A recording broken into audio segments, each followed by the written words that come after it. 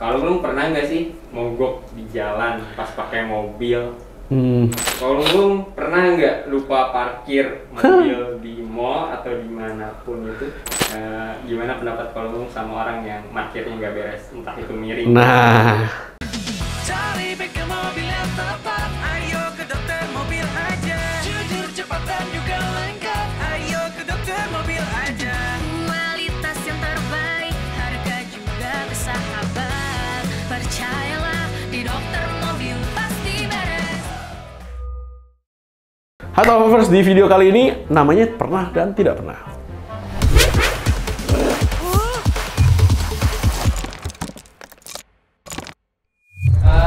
Kalau lu pernah ditilang nggak? Pernah beberapa kali sampai SIM gue bolong-bolong. Itu di Indo kok. Ya iyalah, kalau di luar negeri ketilang mahal. Biasanya kalau di luar negeri ketilang itu lu nggak dikasih apa-apa, cuma tiba-tiba dikirimin surat aja. Begitu lu dapat surat itu lu harus bayar dalam 30 hari. Kalau lu tidak bayar dalam 30 hari, akan dikirim surat kedua beserta panggilan pengadilan. Jadi kalau di Indonesia kan lu di staples ya kan. Kalau dulu kan coret-coret staples terus suruh pengadilan gitu kan. Kalau sekarang udah mending lah ya, lu dikasih kayak virtual account, lu tinggal transfer, udah transfer lu ke pos polisi lagi, lu kasih lihat bukti transfernya ke dia, nanti ditukar sama SIM lu. Pengalaman ditilang Kolunglung yang dari paling lucu sampai paling random dan paling nyebelin apa kok? Enggak lah, semua ditilang pasti lu salah ya. Pokoknya ketika polisi memanggil dan menyeberang jalan ya kan, bapak-bapak itu tuh jangan dilawan. Udah pasti lu ada salahnya gitu kan. Mendingan lu ngaku aja ya kan, udah Pak selamat siang, iya saya salah, cuman saya juga nggak tahu salahnya yang mana gitu kan. Nanti dikasih tahu sama dia. Lu mendingan ya aja gitu loh, jangan dilawan. Karena kalau dilawan biasanya urusannya tambah panjang gitu kan. Kalau gua sih ditilang 1 speed limit pernah ya kan, di tol Waru tuh ya kan, speed limitnya cuma berapa ya, cuma 100 ya, gue lagi jalan 160 pakai Mobilio gitu kan. Ada foto mobilnya, di atasnya ada tulisan 160. Langsung gue bilang, iya Pak, saya nggak ngeyel Pak, itu saya. Gue mau mobilnya tulisannya dokter mobil lagi gede-gede gitu kan. Nggak mungkin nggak gitu kan. Ya udah itu tilang sekali. Terus ganjil genap ya, itu yang paling sering ya dulu ya, ketika diberlakukan. Kita juga lupa gitu kan, ada ganjil genap gitu kan. Lewat di mananya juga lupa ya, itu pasti kena lah ya. Terobos jalur busway sekali. Nggak pakai helm dulu, waktu masih SMP SMA naik motor berulang-ulang kali ya kan. Yang paling goblok di luar negeri gue ketilang gara-gara gue parkir arahnya kebalik. $240. Sebelah kiri harusnya parkir menghadap sono, sebelah kanan harusnya menghadap sini. Gue parkir sebelah kanan menghadap sono. Ketilang. Wow, ya kan? $240. Berasa itu, bro. Berasa. Bener-bener berasa. Itu kayak sewa apartemen gue 2 minggu dulu. Jadi berasa itu harga segitu. Kalau lu pernah texting, SMS-an, dan kalau saat nyetir nggak? Nelfon? Kalau telepon yes, pakai handsfree. Kalau texting tidak pernah saat nyetir, selalu saat lampu merah. Karena saya tidak suka multitasking karena saya tahu resikonya berbahaya. Kalau telepon pakai handsfree oke lah, itu pernah. Tips buat orang-orang yang emang aktif banget nih sama HP-nya, tapi masih harus nyetir gimana kok?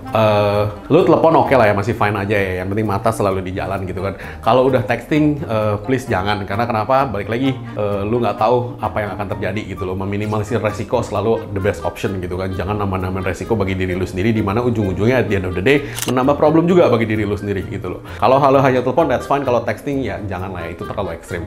Lu Jakarta macet, tungguin aja, bentar lagi juga lampu merah kan gitu kan. Lu ada kok sempat begitu-begitu gitu loh. Pasti deh. Kalau memang misalkan mengganggu ya tutup handphonenya sekalian, gak usah buka sekalian sampai di tujuan gitu kan. Karena texting di while driving is very dangerous gitu kan. Calling while driving juga arguably dangerous, cuman maksud gue masih oke lah ya, karena everyone does it gitu kan. Kita tidak mau munafik gitu kan. Masih oke lah menurut gue lah ya. Oke, kalau lu pernah nggak sih mogok di jalan pas pakai mobil? Kalau namanya mogok sering, karena balik lagi gue dulu di tambang kan, namanya mobil tambang, solar apa segala macam, kalau kotor lah, kalau mobil problem lah, apa segala macam, itu sering lah ya namanya mogok di jalan ya. Kalau di jalan-jalan Jakarta, kalau untuk mobil gue sendiri pribadi tidak pernah, karena gue salah entah kenapa dari dulu selalu merawat dengan baik. Mobil-mobil tuanya gue gitu kan, nggak pernah gitu kan. Kalau mogok naik mobil temen beberapa kali. satu kali lupa isi bensin, satu kali akinya memang udah mati gitu kan. Gue juga nggak tahu kenapa itu mobil tiba-tiba akinya, ya gue nggak tahu ya tuh aki kenapa ya, tiba-tiba bisa plek mati total. Tidak ada voltase sama sekali, jadi kemungkinan lempengan yang di bawahnya putus gitu loh. Yang di dalamnya tuh putus sampai dia 0 voltasenya gitu. Dan ketika voltase itu 0, gue juga nggak tahu kenapa, memang lagi hoki, kayaknya alternatornya juga rusak di saat yang bersamaan. Ini kemungkinan nih ya, akinya mati duluan, alternator yang nombokin, alternatornya akhirnya putus juga gitu kan, kiproknya ya. Itu di tol bener-bener bisa blek mati. Di tol nih bener-bener bisa blek mati, kagak bisa diapa-apain, tinggal ngegelinding aja tuh mobil. Gua cekin dari Sabang sampai Merauke arusnya kagak ada, gila nggak lo? Dari aki arusnya kagak ada. Udah mau gimana, derek gitu loh keluar di jalan tol gitu loh. Begitu sampai turun di jalan tol, ganti akinya, dites, alternatornya diperbaikin, kiproknya, udah jalan lagi. Tips dari Kolunglung ketika mau jalan jauh nih biar mobilnya nggak mogok sama kayak kejadian tadi Kolunglung apa? Bawa ke dokter mobil sama nonton video YouTube gue ya, kan ada banyak tuh di YouTube gue tentang tips jalan jauh. Sama bawa ke dokter mobil aja kalau lu nggak mau pusing, lu kasih tahu sama supervisornya, ini mobil saya mau bawa keluar kota, tolong dicekin satu-satu. Mereka akan mengeluarkan checklist yang ekstra untuk ngecekin semua itu. Kolunglung pernah nggak lupa parkir mobil di mall atau dimanapun itu?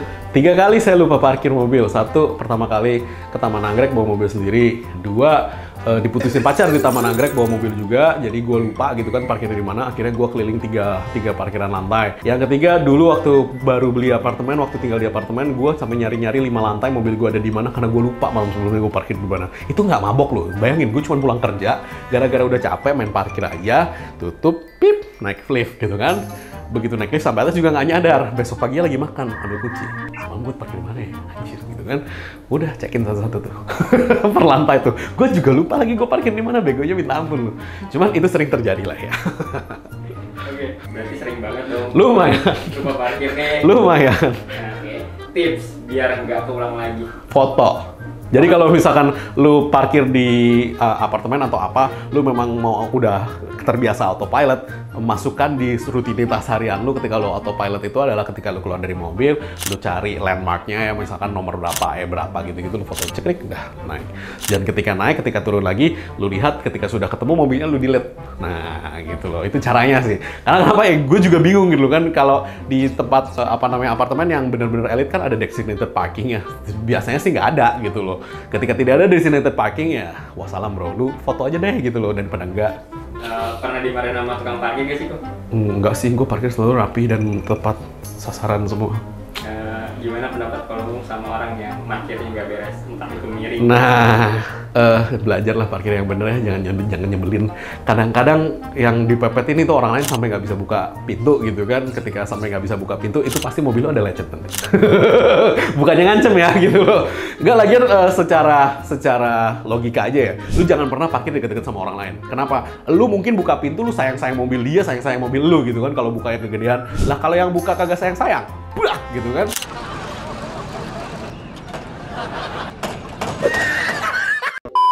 Tiba-tiba mobil lu penyok, tiba-tiba mobil lu lecet, terus lu mau marah-marah nggak bisa gitu kan. Sama kayak kemarin gue parkir mobil ya kan, lagi parkir mobil, tiba-tiba di mobil gue ada bekas itu troli. Jadi orang ada yang dorong troli kena mobil gue. Mau marah-marah udah nggak bisa pak gitu loh. Yang bego ya gue, kenapa gue parkir di situ kan gitu.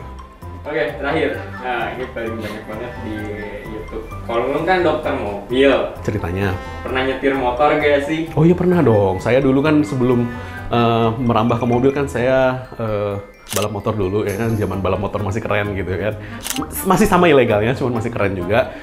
Cuman waktu itu tobat gara-gara teman saya ada yang meninggal naik motor dan saya nggak teleponin orang tuanya, ngasih tahu ke orang tuanya bahwa anaknya meninggal. Jadi saya tobat buat ya kan, nggak mau lagi balap motor gitu loh. Jadi kita beralih mobil aja gitu kan. Oke, punya motor yang sampai sekarang dipakai nggak sih? Enggak, motornya udah gue jual-jualin.